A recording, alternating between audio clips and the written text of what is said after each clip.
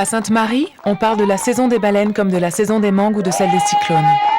Depuis toujours, les baleines à bosse occupent une place centrale dans la vie des habitants.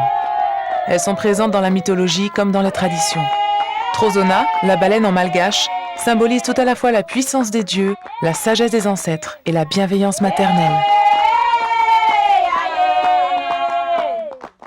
Les dames et les hommes de Sainte-Marie chantent quand ils voient une baleine qui est pas trop loin de la côte. Ils chantent pour qu'elle s'approche encore plus. C'est une chanson un peu de respect vis-à-vis de la baleine et puis essayer de voir si elle s'intéresse à eux aussi. C'est une chanson pour faire de l'observation de la baleine avant l'heure. Jusqu'en 1951, les Américains puis les Français sont venus ici chasser les baleines. Des campagnes qui n'ont guère profité à la population locale. C'est l'essor du tourisme, depuis une vingtaine d'années, qui a permis aux Malgaches de développer des activités lucratives autour des cétacés. Le fabuleux pouvoir attractif de ces géants de mer a profondément transformé l'image de Sainte-Marie. Aujourd'hui, elle est devenue l'île aux baleines. Et ça, c'est combien ?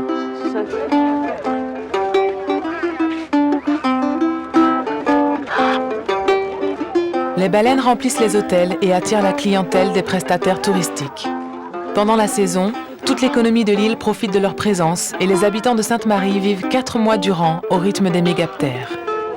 À Sainte-Marie, dans l'année, on fait quand même 1500-2000 personnes pour voir les baleines.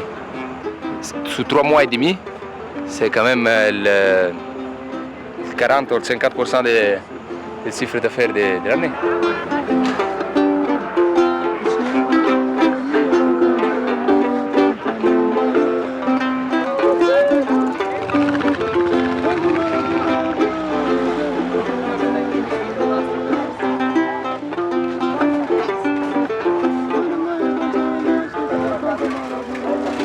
Nous, avant, plutôt, on vivait avec les sens des Irof et la vanille. À cause des cyclones, tout est foutu. Donc nous, plutôt, on vit avec les touristes. Et si les baleines ne viennent pas, les touristes aussi non plus. Donc nous, on est mal. Afin de préserver la poule aux œufs d'or, Madagascar s'est dotée, il y a quelques années, de lois réglementant l'observation des cétacés. Elle dispose à ce titre d'une longueur d'avance sur Mayotte. Ici, par exemple, il est strictement interdit de se mettre à l'eau avec les baleines. En revanche, à Madagascar, il n'y a pas de brigade du lagon pour contrôler ce qui se passe en mer.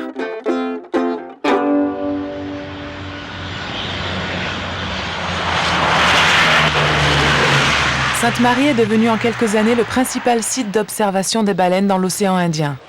Mais contrairement à Mayotte, ici c'est une affaire d'hôteliers et de prestataires privés. Okay, please follow me.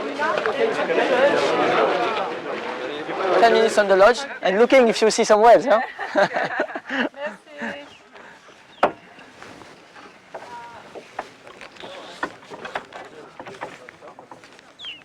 Ah bah là tu vois c'est vraiment des gens qui sont vraiment des passionnés là parce qu'ils viennent de faire apparemment un séjour, l'agence me disait un séjour en Alaska où ils ont vu les baleines.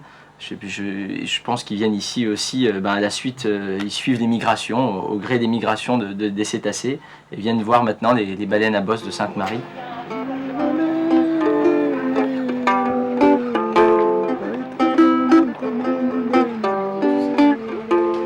Donc une femelle rentre dans un espace, il y a des mâles qui sont là, il y a un groupe actif qui se crée avec donc des mâles qui vont lui succéder derrière. Et l'image la plus belle que j'ai, c'est quand j'avais 15 ans, que j'allais au cinéma avec une copine et que cette copine avait décidé de se mettre le long du mur et quand on était 5 à aller au cinéma avec elle, généralement dans la travée, on se bousculait pour être le premier à côté d'elle. On a tous connu ça ? Et bien les baleines font ça en fait. Et vous pouvez en avoir 9 comme ça. Hein. Et on a vu des groupes actifs de 10 baleines, quoi. Et là, je peux vous dire que là, ça brasse, quoi. Alors, de temps en temps, vous en voyez un qui sort. Il y a 9 baleines, puis d'un seul coup, il n'y en a plus que 8. Puis si vous continuez, vous arrivez à 2, quoi. Puis à un moment donné, à 2, il n'y aura plus personne. Il sera sous l'eau, et là, merci, excusez-moi, on ferme. Un peu d'intimité, quoi. Depuis 3 ans, Force s'efforce d'améliorer les pratiques des opérateurs touristiques grâce à la diffusion d'un code de bonne conduite et à une présence quotidienne sur le terrain avec une idée fixe, sensibiliser, informer et donc protéger. On sait que quand on va essayer de vulgariser un maximum auprès d'un maximum de personnes l'envie, notre passion de voir les mammifères marins, on ouvre une boîte de Pandore et qu'on sait que si on a du succès, il y aura plus de gens qui viendront voir les baleines. Donc notre rôle, c'est de dire aux gens, voilà ce qu'il faut faire pour ne pas stresser les animaux et que tout le monde puisse continuer à voir les baleines de manière à les stresser le moins possible. Donc moi c'est Charlotte, je connais quelques-uns d'entre vous, il me semble. Donc je fais partie de l'association Megaptera, qui est une association de loi 1901. Charlotte est éco-volontaire. Megaptera a placé ainsi une dizaine de jeunes bénévoles dans les plus grands hôtels de l'île. Elle n'a pas très envie de me voir. Charlotte a 24 ans. Elle était étudiante en psychologie dans une université parisienne, jusqu'à ce qu'elle rencontre les baleines de Sainte-Marie pendant un voyage familial. Le coup de foudre.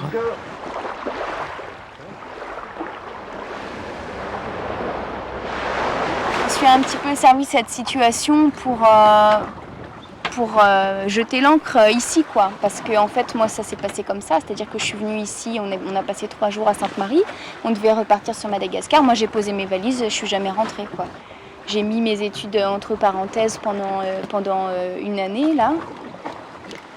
Parce que pour moi, c'est maintenant. Là, maintenant, j'ai l'occasion de faire des choses qui me passionnent. Et je pense qu'à 24 ans, réaliser ses rêves de cette façon, c'est pas donné à tout le monde et j'en profite à fond, quoi.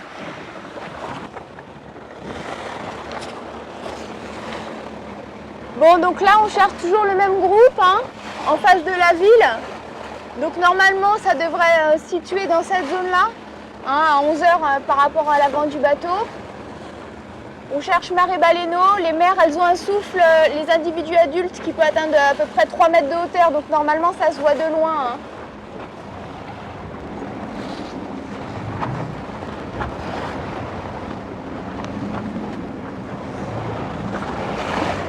Donc là, c'est une zone normalement où on voit pas mal de baleines. Alors comme on voit aucun souffle depuis un petit moment, on peut se dire que c'est possible qu'il y ait des mâles chanteurs. On est dans une zone de reproduction. Les mâles chantent pour attirer les femelles, pour s'accoupler. Donc on va mettre un hydrophone sous le bateau pour essayer de voir, surtout d'entendre, s'il y a des mâles qui chantent, ce qui expliquerait quand ils chantent, ils sont la tête en bas, la queue en l'air entre deux eaux. Donc en sonde, donc on ne les voit pas, ils peuvent rester plus de 30 minutes à chanter. Ouais, on les entend chanter. Je pense pas que ce soit celle-là parce que c'est loin. Vas-y. Ça a des couinements, C'est assez plaintif. Ouais. C'est des chants qui portent très très loin. Voilà, donc là, ce que vous entendez, c'est le chant propre à une baleine. Baleine!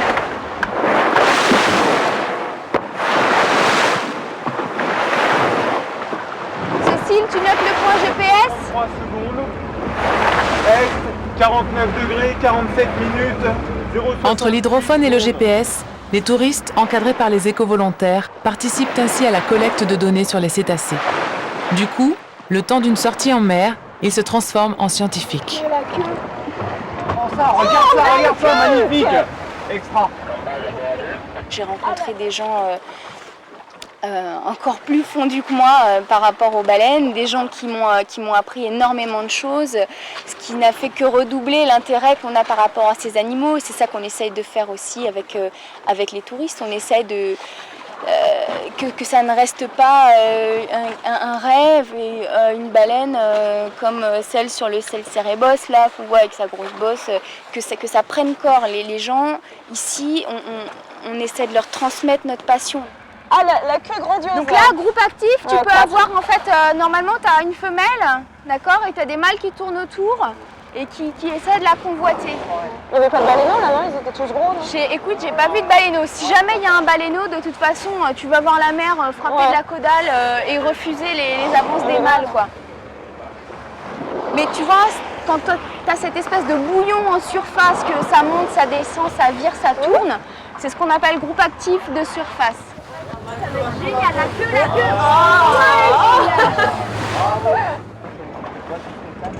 Là, ils sont juste devant, regarde. Oh là là, oh ouais, on est blasé quand on voit des trucs comme ça. Moi, que je sais pas, je peux pas vous dire ce que je ressens. Ça fait 2 ans que c'est le même truc, c'est magique, c'est un truc. C'est pas possible d'exprimer le sentiment que ces animaux ils peuvent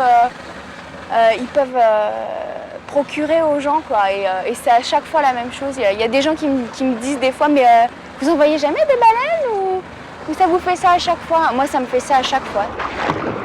Ouais.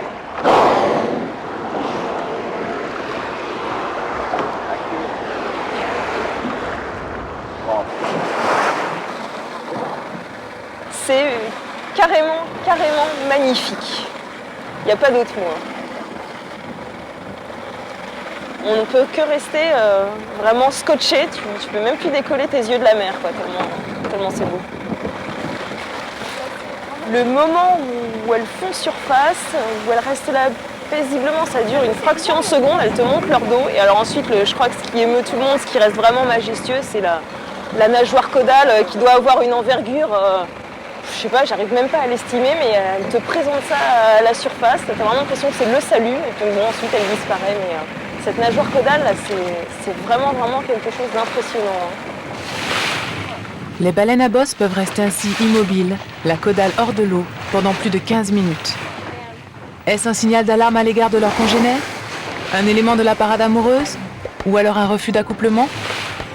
Cette position verticale tête en bas est en tout cas celle qu'adoptent les mères pour allaiter leurs baleineaux.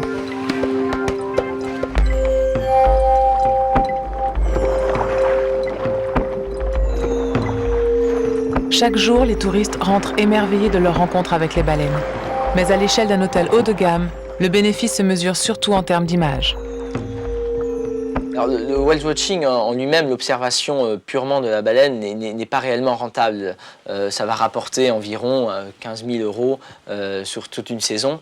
C'est pour ça qu'au Princess Bora, on a décidé, après nos 2 ans d'expérience cette année, de faire une croix sur ce côté commercial et de reverser le bénéfice qui est tiré donc, de ce whale watching directement à la science. En fait, nous, on gagne notre argent avec une activité parallèle qui est l'hôtel, le restaurant, le bar, et l'activité d'observation, ce que paye le client, va être reversé dans l'achat de bateaux scientifiques, dans l'achat de matériel scientifique qui va permettre cette collecte de données scientifiques. Descends plus bas qu'elle. Le baleineau, le museau du baleineau. Spy. Parfait, non? Non.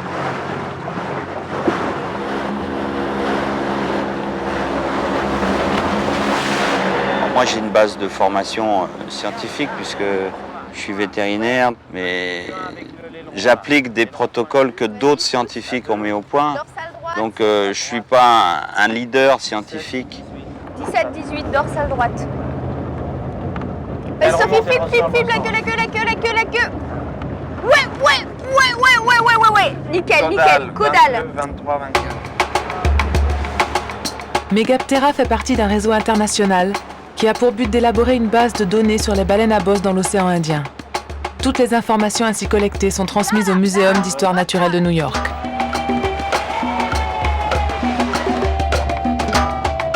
Les résultats de ces recherches sont publiés et transmis à la Commission baleinière internationale. Toujours cet objectif fondamental pour les volontaires sur le terrain, éviter que de petits pays basculent dans le camp de ceux qui souhaitent reprendre la chasse à la baleine et protéger coûte que coûte le sanctuaire de l'océan Indien pour que les baleines puissent s'y reproduire en toute sécurité.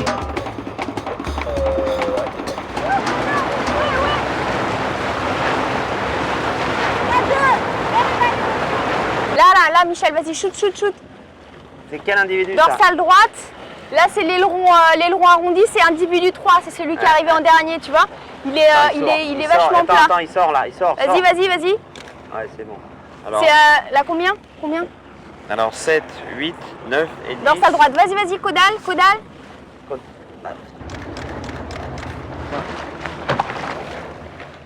C'était où ça? Tiens, tu peux regarder sur la carte, Caro, si... À Sainte-Marie, le suivi scientifique consiste à décrire et localiser les groupes de baleines et identifier les individus en photographiant leur caudale. Un travail minutieux qui permet d'établir un véritable catalogue. Ouais, mais... Ah ouais, non, ça va pas là. Il manque les 2 points. Ouais, on peut l'appeler... Râteau. Râteau, c'est pas très joli, quand même. Grand E. Grand E. Grand E. Eureka. Eureka, c'est pas mal. C'est un beau nom, tiens. Ouais, Eureka, c'est pas mal, non? Allez, c'est parti pour Eureka. Sympa ça. La famille s'agrandit. Eureka va rejoindre Batman, La Buse et Carnaval sur l'album photo des baleines de Sainte-Marie. Il sera ensuite comparé avec d'autres catalogues pour mesurer la fidélité des baleines à leur site de reproduction. C'est ainsi qu'une baleine identifiée ici a été retrouvée à Mohéli, 800 km plus loin, l'année suivante.